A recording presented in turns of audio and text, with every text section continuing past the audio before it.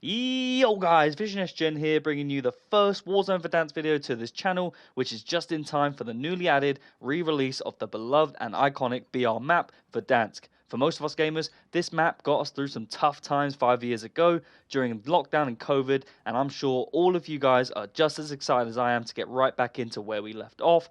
Now, going forward on this channel, I will be providing plenty of Warzone content where I'll be providing high kill gameplay, best landing spots, best loadouts, tips and tricks, and much more. I'm very fortunate that both myself and a handful of my friends are actually on the sort of higher skill side of the spectrum when it comes to gaming in general, but for Warzone, myself and my squad do tend to win many of our games and find ourselves in some really fun and chaotic high kill games, which some crazy clips along the way, some funny moments, and hopefully I can provide some really fun and entertaining content to share with you guys. And going forward, this will be an exciting new chapter for the community in general, with the launch of Verdansk coming back and to hopefully revive the community, which I think it's just fair to say in general that Warzone and COD in general have just typically gone on a downwards trend, which isn't great to see. And hopefully this is the start of a new beginning, and hopefully the re-release of this map brings back plenty of players, and just hopefully we have some good times ahead. Now, I'm also mentioning the part with myself and my squad being sort of on the higher skill side of the spectrum, as I think it's important to make clear ahead of upcoming videos to you guys to know that I've got a proven track record of providing high kill gameplay and some entertaining content, and hopefully trying to prove that once again with the new re-release of this map.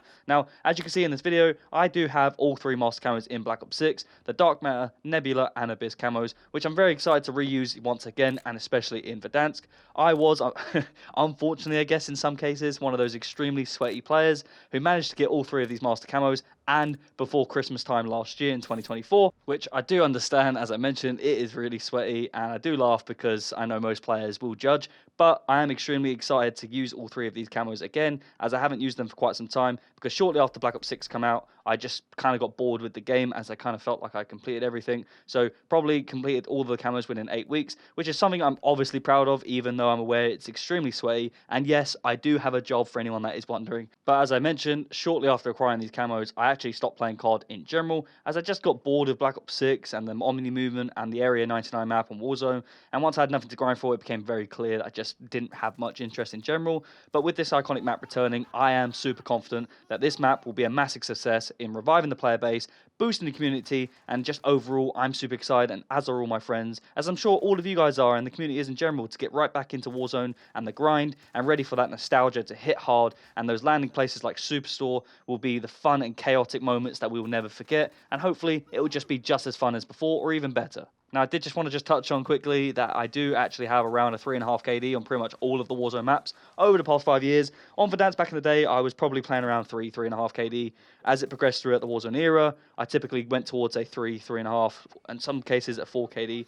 Seeing as we've all evolved as BR players along the years, this tends to happen, but obviously I am aware that this is pretty much one of the higher KDs, and I am of course proud of it, which is why I mention it, because I think it's important that anyone is picking up these videos and watching does understand that I am on one of the sort of higher side of the spectrum, as it is something you want to sort of boast if you've earned your way to that level. Without cheating, of course, as we all know, cheating in Warzone has become a big problem in recent years. I am a console player, and just generally have been playing for a long period of time. And just in Warzone in general, along the way, I've had many 20 plus kill games individually, and even some 30 kill games. And as a squad, I've had plenty of those sort of high kill, 70, 80 kill games, you name it. So I just wanted to give you guys a quick idea and an update on kind of what sort of player I am, just in case you guys were wondering. And hopefully, like I said, I can continue that form and provide some really entertaining content, some high skill gameplay for you guys, but also some fun and hilarious clips to go along with this, as we all love to watch those sort of clips, don't we? And as I mentioned, I just wanted to give a quick overview and summary of the sort of player I am and what to expect from my videos going forward, as I plan to make much more content with the new release of Verdansk.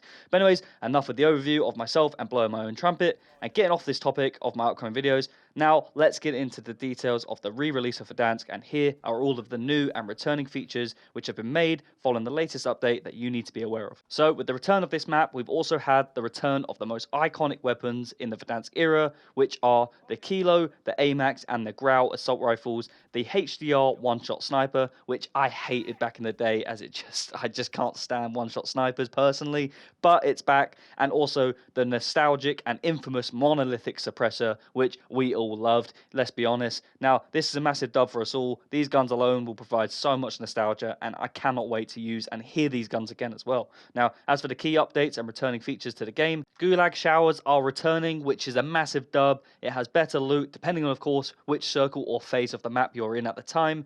The game has also had better lighting to improve those darker corners and inside those buildings. If any of you guys were around back in the day, you will remember anytime you entered a building, it was extremely dark, and those guys that were using that rose skin were just pretty much invisible and camouflaged in the building. Or if you were ever leaving a building, you got absolutely blinded by the sunlight when you exited those buildings. So that is a massive dub. Of course, the biggest feature for me, or one of the biggest at least, is the 120 FOV. This is the first time in the Verdansk era we have ever had this on console, so this is a massive dub, as I think us console players personally were at a big disadvantage during that era. Of course, another huge dub is the 152 players that the game will also now return back to. This is a huge dub. I cannot believe they've finally done this. For anyone chasing those high kill games, as I mentioned, I am one of them, and so is my squad. This is the step in the right direction for us players, and of course for the map in general, as it's such a large map, it just helps with pacing issues. Now, of course, another key returning feature which I love is the free fall shooting ability. I have no idea why they ever took that away. I was one of those players, unfortunately for you guys, and maybe it's not unfortunate, but I was one of those players who was able to take out someone in the air on the way into the map with ease quite consistently. And as I mentioned, it goes hand in hand if you're chasing a high kill game to start off the game before you've even landed and got your loot to already have one or more kills. Now, of course, another great feature that they're adding into the game is the 360-degree revive feature, which is just a no-brainer. I don't really know why it's taken them this long to do that, but that is a great result for any of us players who are always constantly having to revive your teammates. Another one is the floating loot. I have no idea why they are taking these features away or did it in the past. This is another good dub to bring back. I don't know why, like I said, why they stepped away from that in general. The whole bag system was just not for me anyways. And as long as all of the loot isn't just clustered on top of one dead body, we should be good to go. Gulag tokens, respawn flares have been removed, which I love. I don't like people having so many second, third, fourth chances to get back into the game. You should have to be brought back or just not die or win your gulags. Simple as that. Self-res has been nerfed. You can only acquire this now from buy stations, legendary gold chests, or from scavenger contracts and fire cells. That, again, in my opinion, is a dub. I cannot stand self-revive it personally. It just really slows down the game. Constantly having to track who you've downed and then having to potentially be downed by the guy you already downed. If that makes any sense, that used to really piss me off, and I'm hoping that this nerf should slowly reduce the amount of times that happens.